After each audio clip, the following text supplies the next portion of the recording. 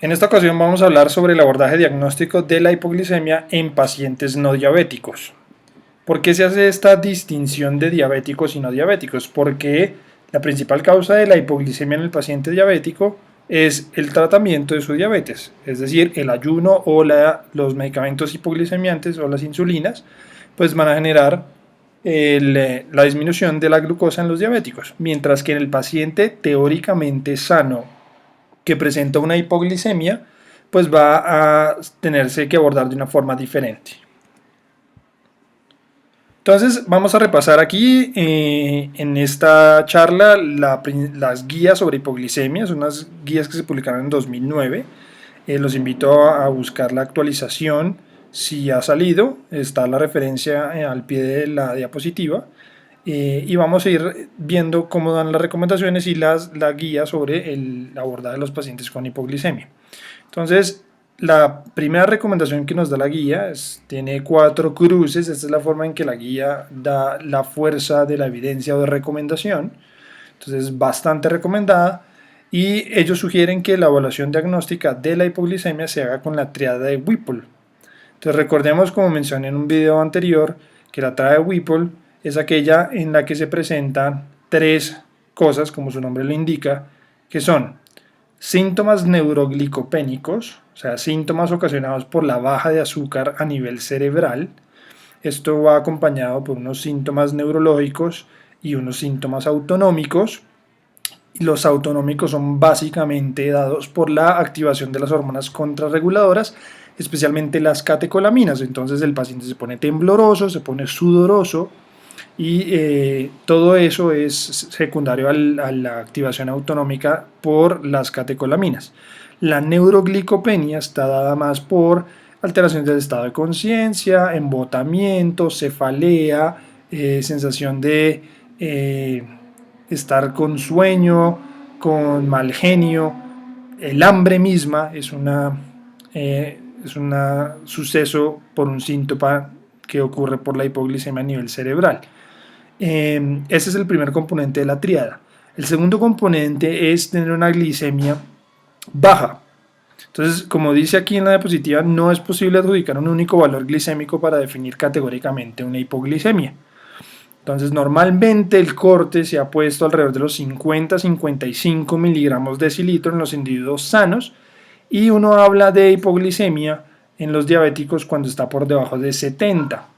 Sin embargo, un valor mayor de 70 miligramos decilitro en presencia de unos síntomas que pueden ser secundarios a neuroglicopenia, pues descarta que estos síntomas se deban a la hipoglicemia como tal. Esos son los dos componentes, y el último componente de la triada es que esos síntomas que hemos mencionado mejoren posterior a la administración de una carga de glicemia, bien sea oral o una carga endovenosa.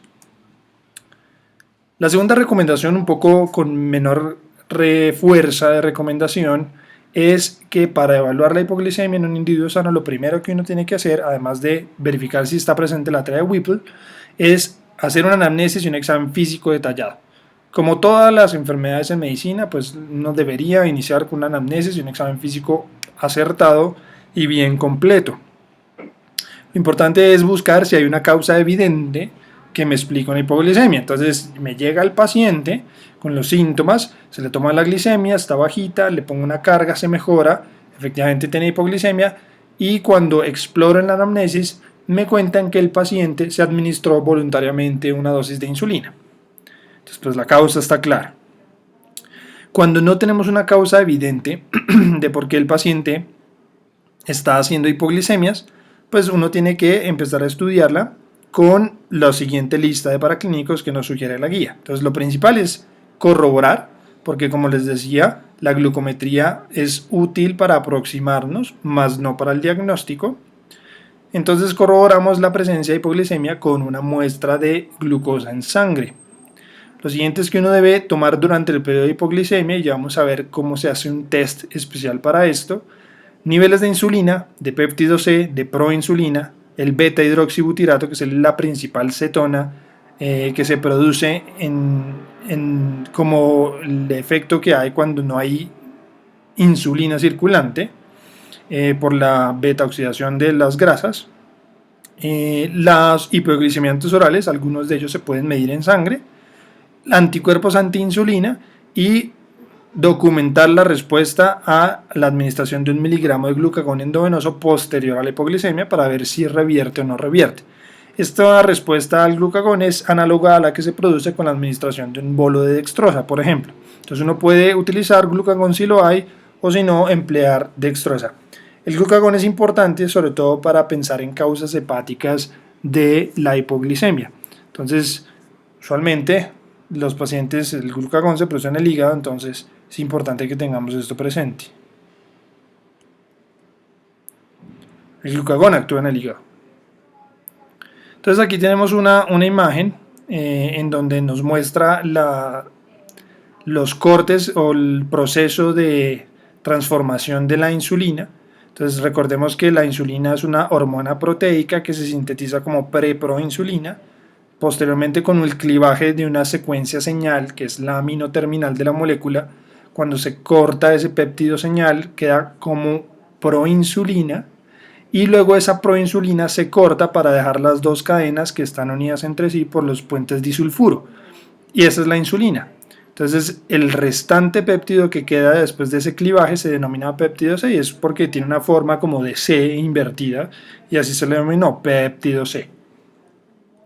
Esto es importante porque ya vieron que entre los paraclínicos que uno pide está el péptido C y la proinsulina, se pueden pedir, y ya vamos a ver la importancia de esto.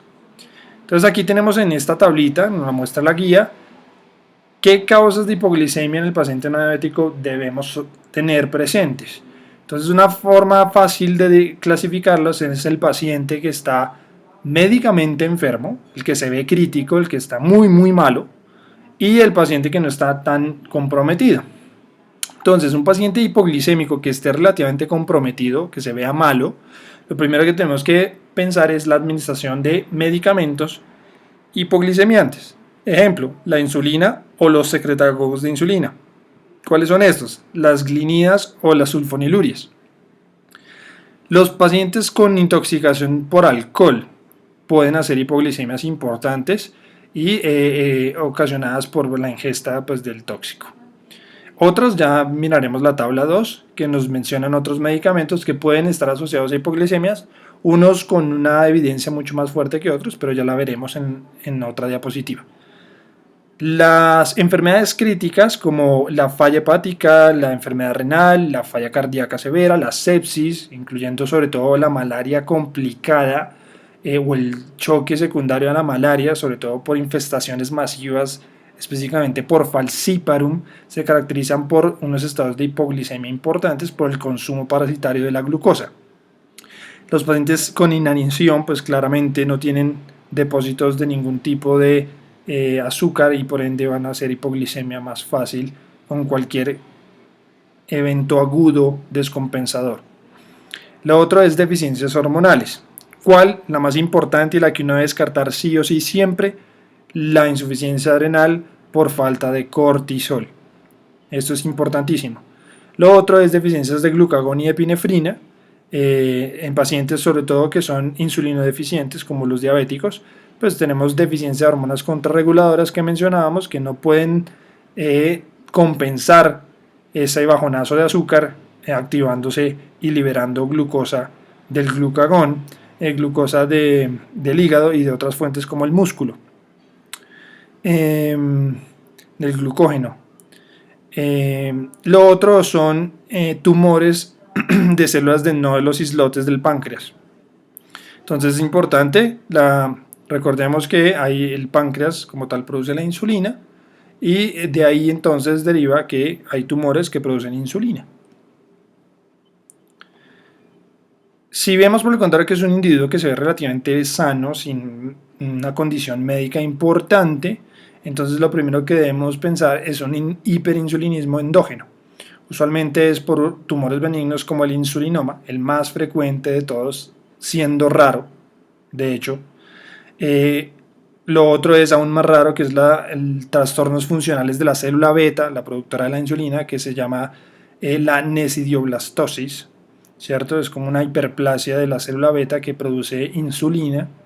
Hay otras, digamos, alteraciones funcionales diferentes al insulinoma que producen hipoglicemia.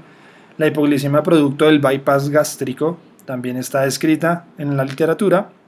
La hipoglicemia autoinmune, en donde se producen anticuerpos contra la insulina o anticuerpos contra el receptor de la insulina, produciendo un efecto agonista, como si se trataran de la misma insulina, y por ende haciendo todos los efectos de ingreso de glucosa a las células.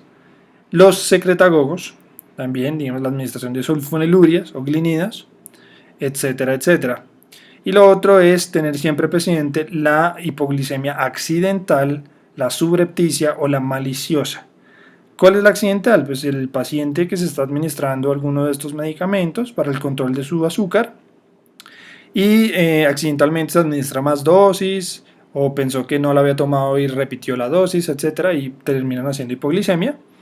La otra es la subrepticia, en donde los pacientes se inyectan usualmente insulina o toman los secretagogos con miras a obtener un beneficio secundario de sus síntomas y de la consulta a urgencias. Entonces, por poner un ejemplo, es aquella novia que peleó con el novio y para llamar la atención se puso la insulina del abuelo y su hipoglicemia la llevan al hospital. Llamar la atención. O los pacientes que tienen síndrome de Munchausen o otro tipo de cosas pueden hacer ese tipo de cosas para llamar la atención. Y la maliciosa, pues es aquella, casos se han visto, en donde hay un interés, sobre todo económico de base, o una herencia o lo que sea, en donde las personas encargadas voluntariamente y con un objetivo claro, le administran una dosis excesiva o adicional de, por ejemplo, una insulina o alguno de estos medicamentos a alguna otra persona desprevenida para llevarlo a que hagan hipoglicemia y Dios no lo quiera a la muerte, ¿no? Entonces son casos pues raros, pero hay que pensar un poco más allá en estos casos. Estas son la tabla que mencionábamos de otros medicamentos que pueden tener efecto antihiperglicémico y por tanto causar hipoglicemia. Vemos entre paréntesis nuevamente las bolitas con las crucecitas, eso significa el grado de fortaleza de evidencia que hay asociada. Entre más, pues más asociación hay entre el medicamento y la hipoglicemia. Entonces, determinados en la guía como de calidad moderada de evidencia, pues tenemos por ejemplo, la gatifloxacina, que es una quinolona, la pentamidina, que es un medicamento que se utiliza como alternativa para el tratamiento de algunos gérmenes como el neumocistis en pacientes que son alérgicos al trimetropin y a otras sulfas. La quinina se utilizaba inicialmente para el manejo de la malaria y cada vez se usa menos. Entonces, combinación entre malaria, sobre todo una malaria con cargas de infección muy altas, con una parasitemia muy alta, más uso de quinina, pues asociada frecuentemente a hipoglicemias. La indometacina y el glucagón, que se puede administrar en ciertos estados como antídoto, etcétera, pueden pues llegar a producir hipoglicemia. Otros drogas, medicamentos que pueden causar hipoglicemia ya con un menor grado de evidencia, una calidad baja de la evidencia, pues va a estar la cloroquina, la sulfonamida, el artesunate, la artemisimina y el artemeter, que son medicamentos empleados para el manejo de la malaria, sobre todo por falciparum, los análogos del IGF-1, un factor similar a la insulina, el litio para trastornos bipolares y otros como el proproxifeno, que cada vez más el dextropropoxifeno se encuentran cada vez menos a la disposición. Menor evidencia, muy baja evidencia de que se asocian a hipoglicemia. Y son aquellos medicamentos que han tenido más de 25 casos de hipoglicemias no identificadas asociadas a el uso de estos medicamentos.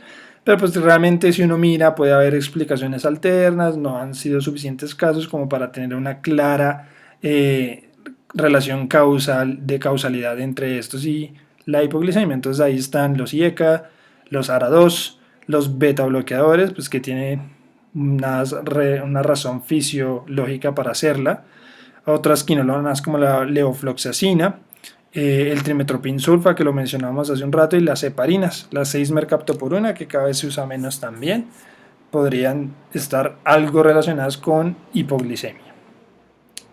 Entonces, cuando a mí me llega un paciente con hipoglicemia, lo primero que hago es mirar si tiene la tríada de Whipple. Si tiene la tríada de Whipple, pues claramente estamos ante un caso de hipoglicemia. No es que, ay, yo sufro de hipoglicemia, como la mayoría de las jovencitas que uno les pregunta de qué sufres, dicen de hipoglicemia. Pues hipoglicemia realmente no es que le hagan una glucosa así al azar en cualquier momento y le salió en 52. Entonces dijeron que la niña es hipoglicémica. Antes la hipoglicemia también la clasificaban como postprandial o de ayuno. Entonces había pacientes que hacían hipoglicemias estando en ayunas y había pacientes que hacían hipoglicemias inmediatamente después de comer.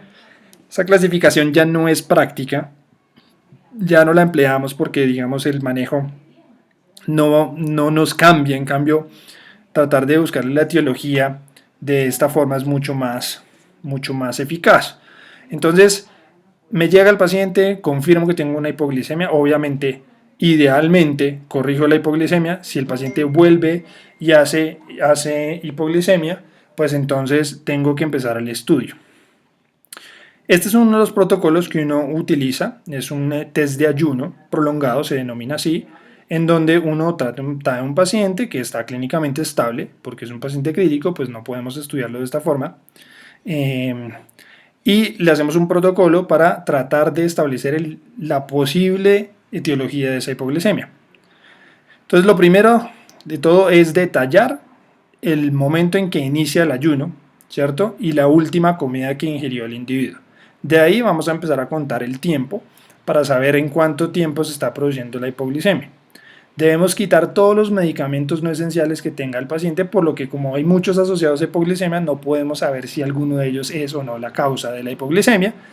Además, otros pueden hacer elevación de la glucosa, como por ejemplo los corticoides. Entonces descontinuamos todos los medicamentos que se puedan descontinuar en el paciente. ¿Qué se le permite al paciente hacer? Puede tomar agua. Aquí la guía dice bebidas con baja contenido de calorías, pero pues digamos es difícil establecer cuáles son y cuáles no, entonces uno prefiere que el paciente tome agua únicamente. Y lo más importante es que el paciente debe estar activo. Entonces, usualmente el paciente llega a su habitación y se acuesta, no debe estar acostado, debe caminar, levantarse, ir al baño, moverse, etc. Es más, puede incluso hacer algo de ejercicio si el paciente está en suficientes condiciones para hacerlo, obviamente sin estar exponiéndose a que de pronto le dé la hipoglicemia haciendo algo y se caiga, se golpee. Debe estar con vigilancia. Entonces, ¿esto para qué? Porque pues acelera el consumo de glucosa y eso puede acelerar la presentación de la hipoglicemia y acortarnos el tiempo del estudio. ¿Qué test o qué muestras le tomamos al paciente? Pues una muestra de sangre para glucosa en sangre, insulina, péptido C, proinsulina, el beta hidroxibutirato, y eso se hace cada cuánto, cada 6 horas, hasta que la concentración plasmática de la glucosa esté por debajo de 60 miligramos decilitro. En ese punto empezamos a tomar las muestras más seguido. Entonces ya debe ser cada hora o cada 2 horas máximo, porque nos estamos acercando al umbral en donde se puede presentar la hipoglicemia como corte que mencionábamos previamente y los síntomas de hipoglicemia. Una vez tenemos una glicemia por debajo de 60, se toman las muestras que hemos dicho, insulina, péptido C, proinsulina, y se deben mandar de inmediato para el análisis cuando tengamos ese valor por debajo de 60. ¿Cuándo se termina el test de ayuno prolongado? Cuando damos por terminado el examen y tenemos los resultados. Cuando la concentración de glucosa sea menor a 45 miligramos decilitro y el paciente presente signos y síntomas de hipoglicemia, ¿cierto? Entonces inmediatamente uno administra la corrección respectiva, bien sea con dextrosa o glucagón. Previamente ha tomado las muestras, porque debe ser durante la hipoglicemia que se toman las muestras, y se acaba el test, se le permite al paciente ya comer, etcétera, etcétera. ¿Cuándo más se puede dar por terminado el estudio? Si han pasado 72 horas y el paciente está asintomático, no ha hecho hipoglicemia como tal con la tríada Whipple. Entonces, si ya ha pasado eso, es muy poco probable que vaya a ser una hipoglicemia después de ese tiempo, después de llevar 72 horas de ayuno, y por tanto se puede considerar el test negativo y como que el paciente realmente no tiene hipoglicemia. Entonces, la decisión de acabar un test antes de las 72 horas debe siempre estar basada en las concentraciones de glucosa, no únicamente como único criterio, en la ausencia de síntomas, porque en algunos individuos sanos, especialmente las mujeres y los niños, pueden tener niveles bajos de glucosa durante un ayuno prolongado. Entonces, si yo hago un valor de glucosa por debajo de 60, pero no hago síntomas, pues no puedo decir que estamos ante una hipoglicemia. Recordemos la teoría de Whipple, ¿cierto? También podemos terminar el test si la concentración de glucosa es menor a 55, sin presencia de síntomas o signos de la teoría de Whipple que se hubiesen documentado en un evento anterior.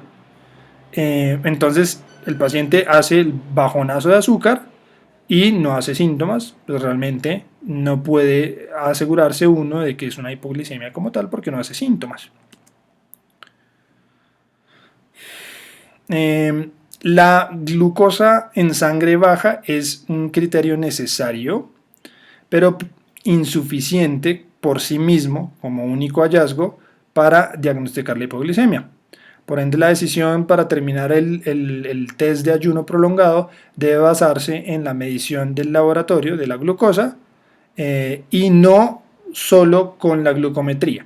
Entonces, el paciente llega y yo le tomo, lo hospitalizo, etcétera, inicio el protocolo y le tomo la primera glucometría y me dice tiene una glicemia de 110.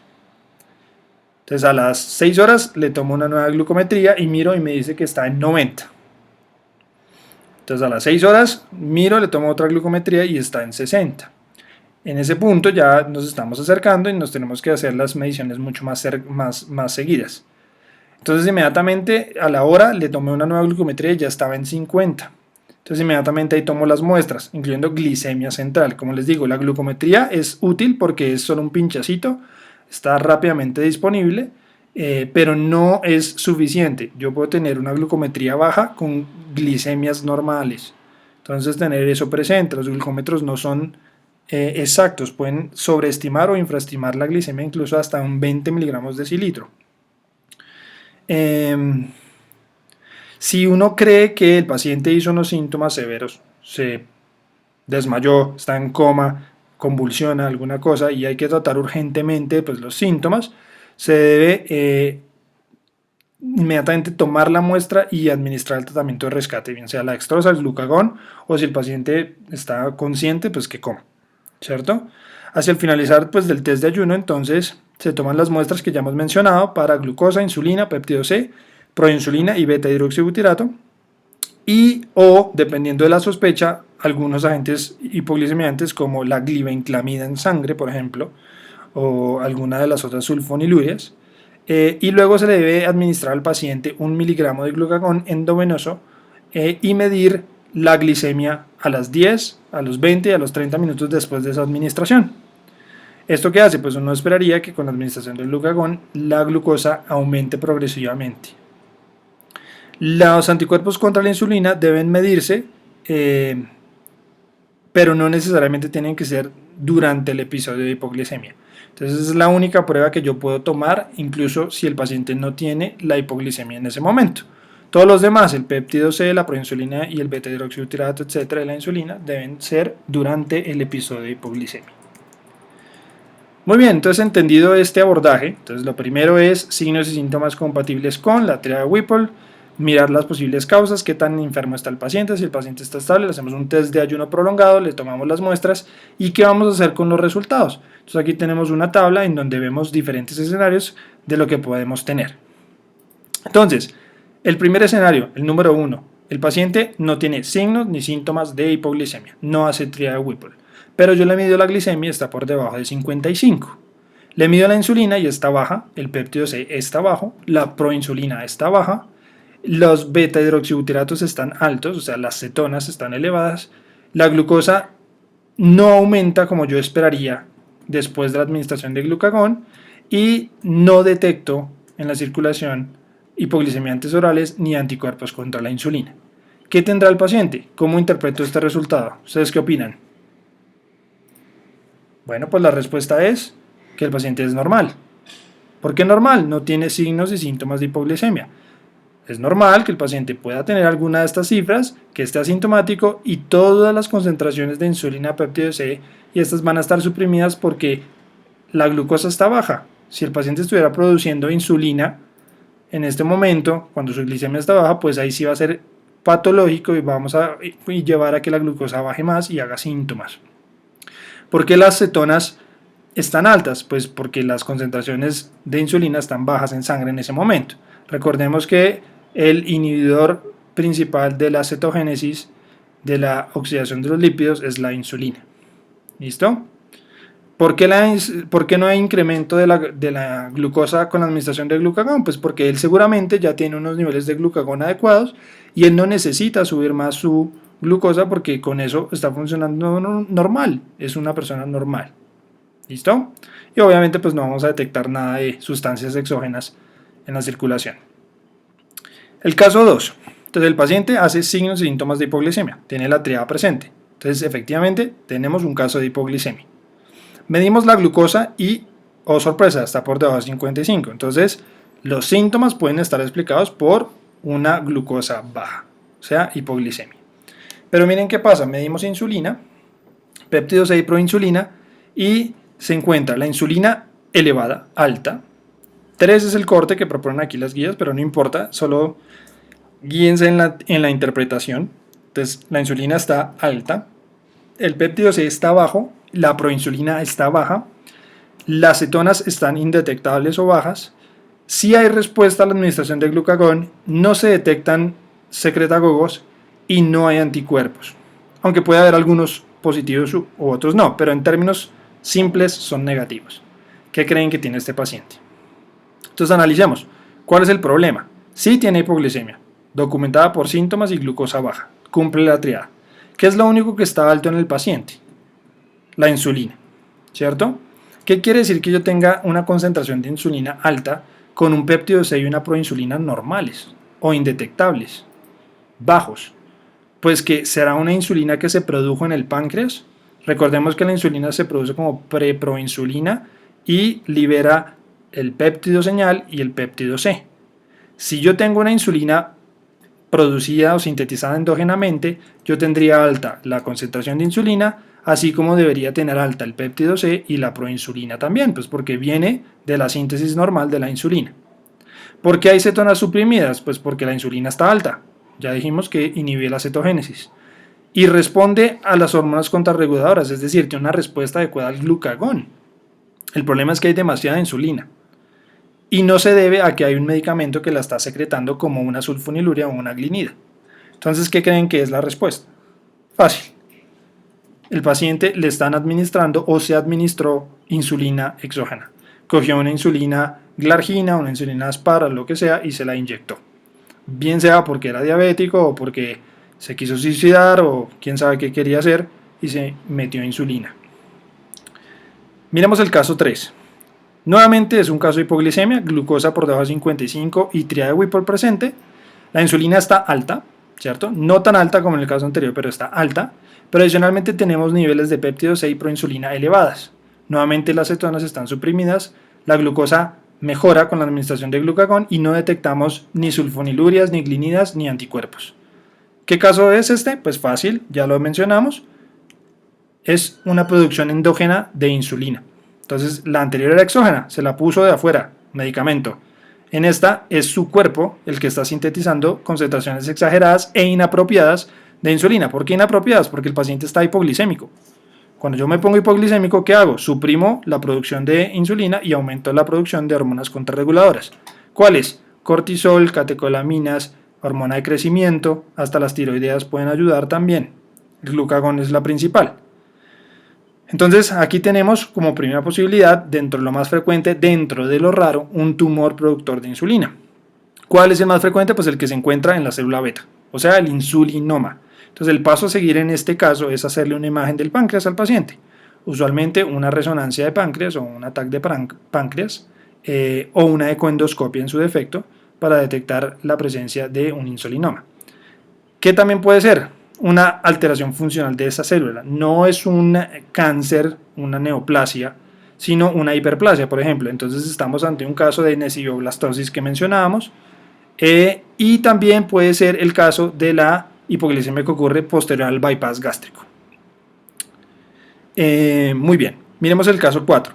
Entonces, otro caso de hipoglicemia, documentado por glicemia baja y síntomas, tiene alta la insulina, alta el péptido C, alta la proinsulina, suprimidas las cetonas, responde a la administración de glucagón, no tenemos anticuerpos, pero, oh sorpresa, detectamos una hipoglicemia anteoral. ¿Cuál es la causa? Pues un secretagogo, un medicamento que actúa estimulando la síntesis endógena de insulina. Ejemplo, una sulfoniluria o una glinida. Entonces, el paciente toma glibenclamida, el paciente se tomó una glimepirida, etcétera, etcétera. Caso 5. Nuevamente un caso de hipoglicemia, la insulina demasiado alta, similar al caso 2. Tenemos concentraciones muy altas también de péptido C y de proinsulina, cetonas suprimidas, glucosa responde a la glucagón, no tenemos anticuerpos, no tenemos detección para sulfonilurias o glinidas, pero sí tenemos anticuerpos contra la insulina. ¿Qué quiere decir? Pues ¿cuál es la causa de esto? Es una producción de hipoglicemia autoinmune. ¿Por qué? Hay anticuerpos que se producen contra la insulina y aumentan su actividad, o anticuerpos contra el receptor que se unen al receptor y ejercen un efecto agonista sobre ese receptor como si fueran insulina, pero no son insulina. Ay, ¿que por qué la insulina está alta entonces? Pues porque puede haber una respuesta paradójica en este sentido, en donde el cuerpo interpreta, ¿cierto?, que no hay insulina que esté ocupando los receptores, sino es otra molécula similar, pero no es la insulina. Entonces, ¿qué hace el cuerpo? Pues produce más insulina. ¿De acuerdo? Entonces, o también pueden ser anticuerpos contra los receptores estimuladores de la producción de insulina endógena. Entonces, importante, es un evento raro, pero está descrito. Caso 6. Nuevamente un caso de hipoglicemia. Aquí vemos que tenemos insulina suprimida, péptido C bajo, proinsulina baja, cetonas bajas, glucosa responde a la administración, no hay sulfonilurias, no hay anticuerpos. ¿Qué se les ocurre que puede ser este caso? Efectivamente tenemos una hipoglicemia, pero no es por insulina, y no es insulina endógena porque todo está suprimido. Pero ¿por qué las cetonas están bajas? Deberían, si no hay insulina, estar altas, ¿cierto? Porque no están suprimidas. Entonces no hay síntesis de cuerpos cetónicos. ¿Qué está pasando? ¿Y qué pasa si yo administro glucagón? Funciona, se recupera. ¿Qué creen que es la respuesta? Fácil. Es la presencia de del factor similar a la insulina tipo 1 o tipo 2. El tipo 2 es el más frecuente asociado y como su nombre lo indica, es un factor de crecimiento que tiene una estructura similar a la insulina y por ende ocupa receptores y se comporta como si fuera una insulina, pero no es insulina. Y por tanto, las concentraciones del cuerpo, el páncreas, responde de manera normal ante la hipoglicemia, suprimiendo la liberación de insulina. ¿De acuerdo? Entonces es un caso también raro. ¿Y dónde se puede ver esto? En tumores productores de factores similar a la insulina, tumores extrapancreáticos. Y finalmente, un último caso, el caso número 7, tenemos también suprimido todo, pero hay hipoglicemia. Las cetonas en este caso están altas, y la glucosa no responde a la administración de glucagón. No hay reserva. Yo meto glucagón y yo espero que el glucógeno se rompa y libere glucosa, pero no pasa. Entonces, hay cetonas, estoy echando mano a sacar energía de las grasas, y cuando doy glucagón trato de echar mano a mis depósitos y no tengo. Y no hay nada más que yo detecte con las muestras. Entonces, ¿cuál será la posible explicación? Sencillo. No es una hipoglicemia mediada por insulina ni por factor similar a insulina realmente. Esta es más, por ejemplo, debido a alguna enfermedad hepática. Por ejemplo, un paciente con hepatopatía que no tiene suficientes depósitos para mediar y contrarregular un efecto inductor de hipoglicemia. El paciente es un alcohólico, tomó alcohol y no tiene reservas ni cómo afrontar esa hipoglicemia y hacer la hipoglicemia. La inanición, por ejemplo, el desnutrido. Todo esto son algunos ejemplos de hipoglicemias. Entonces, esto es una breve exposición de cómo se debe abordar el paciente. Siempre tener en cuenta la tríada de Whipple, los exámenes que hay que pedir, el test de ayuno prolongado, cómo se debe hacer, debe ser estrictamente vigilado. Y pues aquí están las recomendaciones de la guía para el abordaje de estos casos.